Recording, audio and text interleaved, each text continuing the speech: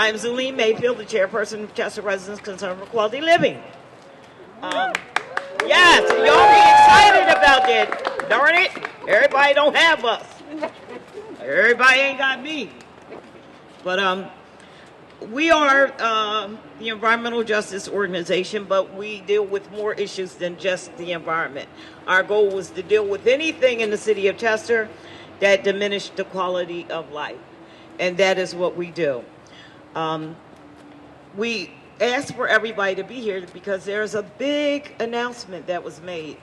The Biden administration has put a pause on all liquefied natural gas permits for right now. That pause means a lot of different things for different communities. But for this particular community, who was under the threat of the largest liquid LNG on the East Coast, we believe that it is another nail in the coffin of PEN America. However, we are not going to be complacent on understanding that this is a pause. We will not get we're not going to revel in the fact that this is a pause, because pauses are lifted. And we understand that this is an election time and that we still have to be vigilant about what we're doing, about educating our community, about getting them to understand what an LNG is and the other environmental concerns that are happening, and the environmental genocide that is occurring in our community. So at this time, I'm going to ask that Rep. Hohenstein come up to the mic. Quite dapper. Hello, sir. How are you? Well, you know, I dressed up for you. Thank you. And you better stop, because if you mingle around me, their wallets go cha-ching. That's right. Okay, That's right. Okay, I understand. All right. So, I'm Joe Hohenstein. I'm state rep in Philly. And when the original proposal was made for the liquid natural gas task force, my neighborhoods up in Port Richmond were one of the ones suggested as a possible location, and that was my initial reason for joining the task force. And then when we found out that the actual target was down here in Chester, and my colleague Carol Kazim's district, we decided that we had to change focus and make sure this community had the chance to make sure that its voice was heard, and I think we did that. Yes, Mayor, yes, that, thank right? you. Mayor, thank you. You guys showed up to make sure that the idea of putting yet another polluting facility and manufacturing space here in Chester that already has dealt with so much on the environmental front, it just made no sense. There wasn't space, and the community didn't need it, and it wasn't the right thing for us to do for our energy future. And so that's the thing that the president, I think, has recently recognized, is we do have significant liquid natural gas infrastructure to take the gas that is being produced in Pennsylvania and in the United States and be able to have it go out of the United States and help our economy. Great. But that is not the future. The future is in sustainable energy sources. The future is in making sure that fossil fuels are only a bridge to get us to those sustainable energy sources. And what we have to do is invest in wind, solar, geothermal, all of these other sources of energy, clean energy. Yes. And one thing that we have to do with that, and this is where, again, we come back to communities like Chester, the investments have to be made in the same communities that have been impacted by the polluting industries. That's right. And that's where we have to make our changes. And the industries themselves have to recognize that one of the most important parts of that is the workers and the jobs, and we need to make sure that they're union jobs, like UPS workers. Those guys are union Teamster jobs. We have to make sure that the industries that are in the clean energy sector pay attention to their workforce, give their workforce the ability to organize so that they can be a part of the future as well. Yes, yes. So with all of that, we'll take this breath, right? And a breath of clean air is hard to come by sometimes in Chester, I know. Absolutely. Right? But we'll take this breath, we'll recognize that we have done a good thing, and then we've got to get to the continuing work at hand. So thank you, for having me, and Rep and Mayor, thank you for having me as well. Take care. Thank you so much, Rep. Thank you. Tracy. Thank you. Tracy Carluccio, Deputy Director of Delaware Riverkeeper Network. President Biden's acknowledgement that the climate impacts, the community impacts, and the economic impacts of continuing the export of liquefied natural gas overseas is costing too much and is detrimental to our environment and to our public health. The Department of Energy's pause or their moratorium on permits for authorization of exports of LNG, liquefied natural gas, overseas for non-free trade nations comes at a crucial time, and it can't come too early. President Biden has set a goal of reducing our greenhouse gas emissions by 2030 by 50 to 52%. We can't get there if we continue to frack, if we continue to develop fossil fuels, if we continue to export liquefied natural gas overseas. The Department of Energy's analysis is going to take a hard look at the impacts to communities in terms of public health, in terms of our economy and what we can actually afford to do, in terms of the trends of energy sources, and in terms of climate. And that is absolutely essential because here in Pennsylvania, the Pennsylvania Task Force set up by the legislature that Representative Hohenstein just mentioned issued a report at the end of this last year, that said that there wasn't going to be climate impacts for developing liquefied natural gas terminal right here in Chester or some other location they thought up in southeastern Pennsylvania. We know that's not true. And that report, by ignoring the climate impacts, is now shown to be false. Yep, that's right. That report also, unbelievably, they unbelievably eliminated the testimony of Mayor Stefan Roots, of Representative Carol Kazim, and of Celine Mayfield of Circle from the testimony that was recorded in their report. If it wasn't for Representative Hohenstein's minority report, which was required by statute to be appended to that report, we wouldn't even know what these testifiers representing our community concerns said. So we know that that elimination, that attempt to erase the community, we know what it is. It was arrogance. Arrogance on the part of the task force. Delaware Riverkeeper Network stands today shoulder to shoulder with the people of Chester. We stand shoulder to shoulder with our mayor of Chester, Stefan Roots.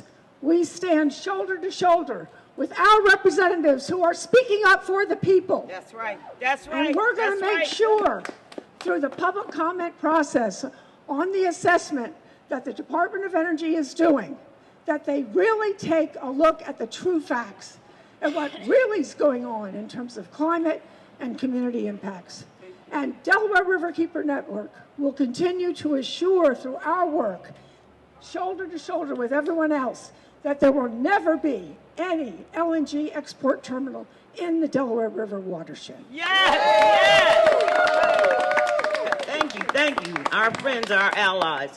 At this time, I want to bring up our mayor, Mayor Stephon Roots. Y'all can be loud about that, okay? If y'all can, that's a good thing. Thank you, Lord. As mayor of the city of Chester, it's wonderful, exciting to have help in matters that concern our city. Yes. You know, a lot of people are paying attention to what happened with the receiver and changing administration in the city. One thing that hasn't changed is at the top of the org chart here in the city of Chester are the people of Chester. One of the things I'm going to make sure continues to happen is that we have an ear for the people of Chester. Here are the advocates that advocate for the people of Chester. They can't be ignored. They won't be ignored. This is one.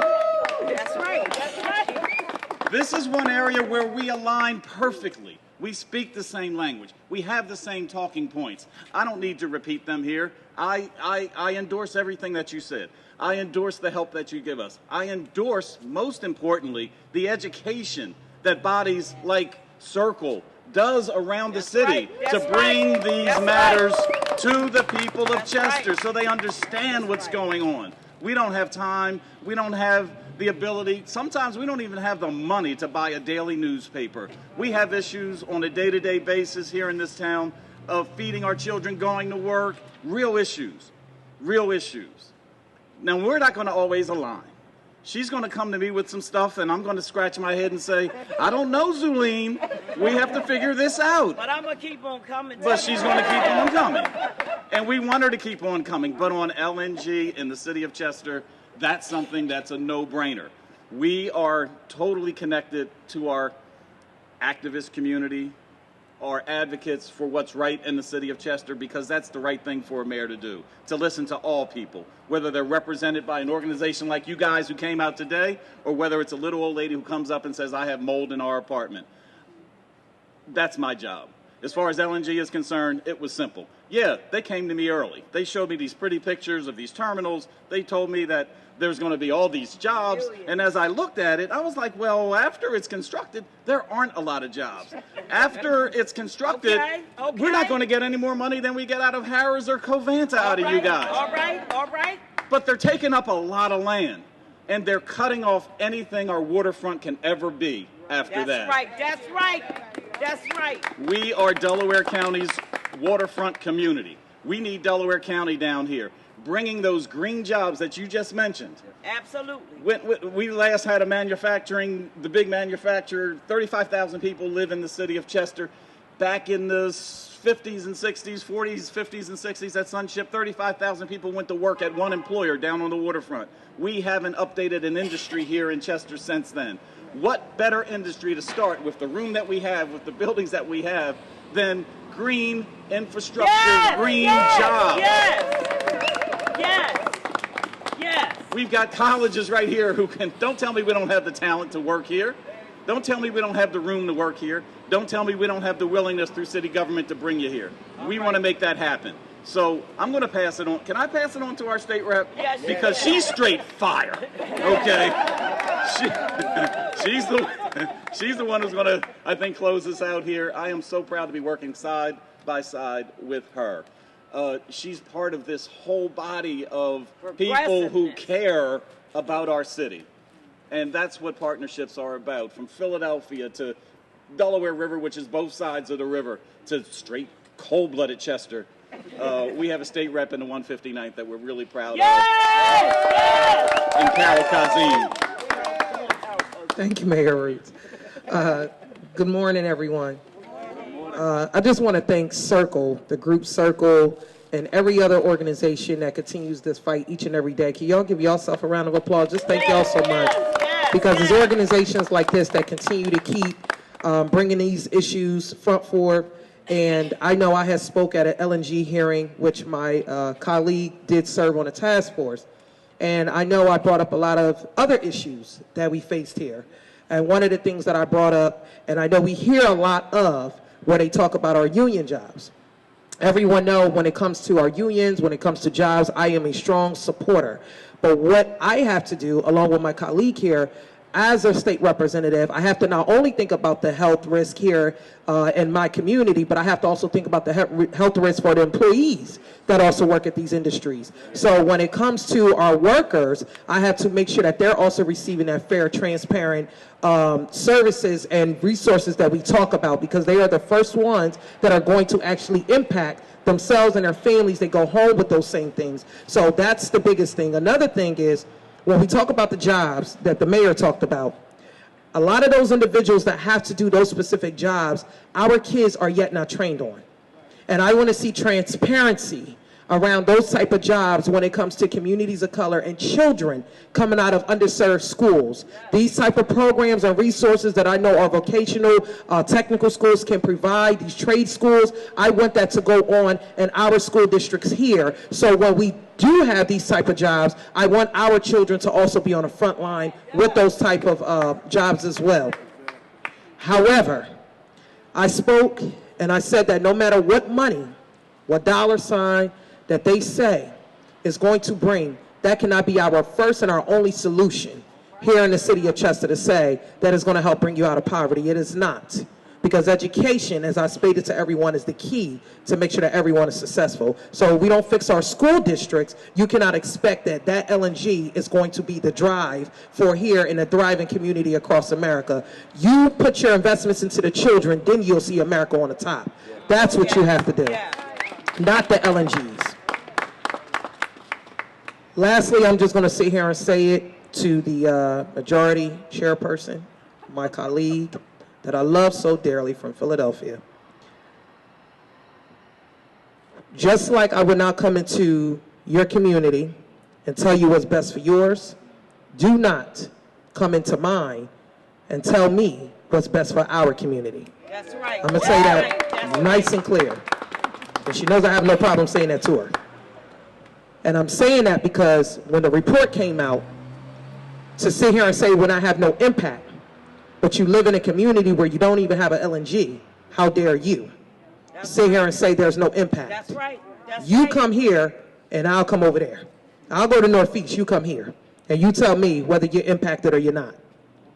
So I hope that my lovely colleague that I love so much that I will see you in a month have taken everything that is said, and as I spoke with her, as I spoke to the same LNG individuals, no dollar can buy the health risk of my family and friends here in our community. What I would love to see is that if the LNG proposes that they are the most safest compared to any other gas industry and so forth, I would love to see more partnership amongst individuals that can provide solutions to actually find a way that we can make it more safe. So until we have those partnerships at the table, because I know a lot of time, and this is just the truth, a lot of times we do sit at the table and we said this isn't safe, they said this one is safer, but yet there is no middle ground. We have to also come at the table on both sides of the ends to figure out what is the best solution to make sure that we also create jobs, but we're also safe in our communities as well. That's when you get the fracking and the other stuff that you're talking about that stops. That's never going to stop unless we all come to a table together, and I'm saying that on all sides, to actually talk about what solutions are there, what resources are there, what technology is there, what the science proves, what experiences that we've had. All of those things have to be met on both sides together at one table. That's how we actually figure out what is the best solution for Pennsylvania and for all of America. That's the part that I would love to see. And I'm willing to actually sit down and do that. So everybody has their own opinion.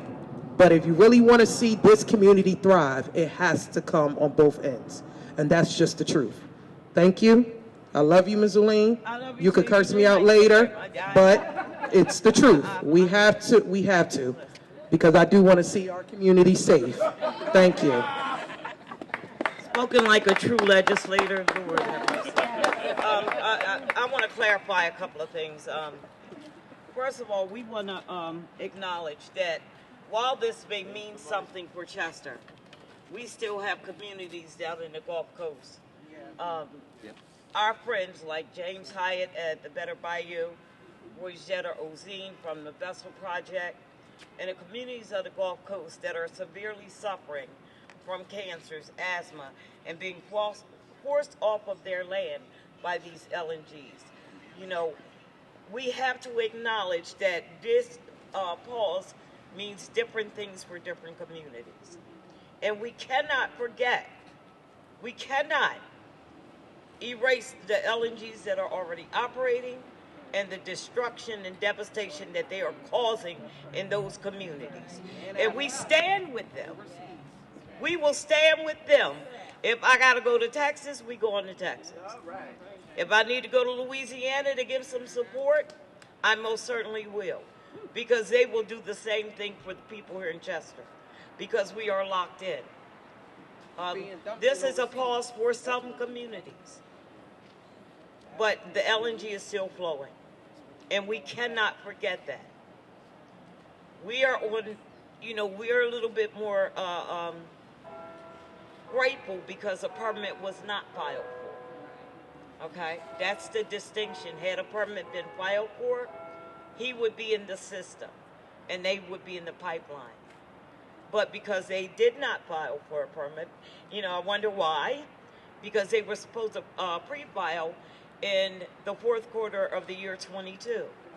But you see, a little thing happened. A little thing happened. We found out about them. Yeah. Slithering all through our state.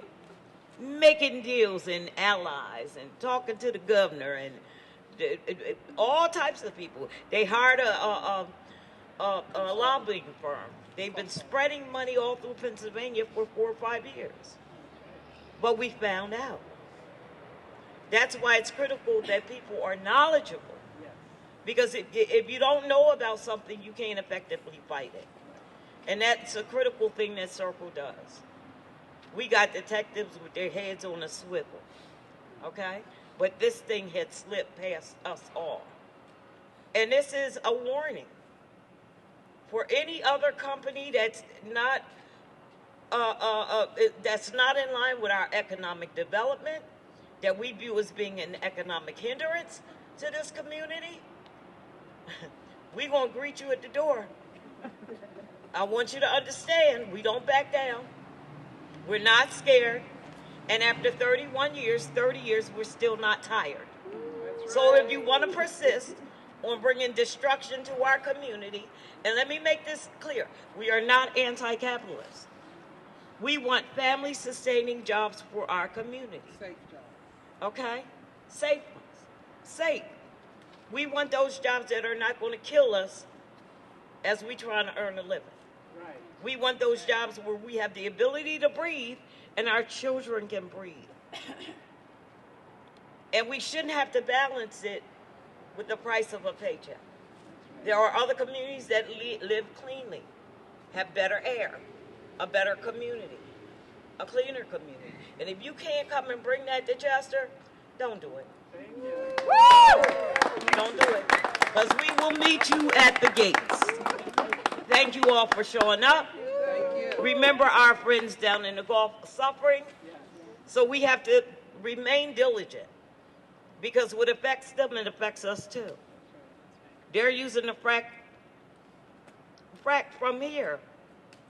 Pipes all the way down through the United States to the Gulf Coast. Overseas. Okay, to go overseas.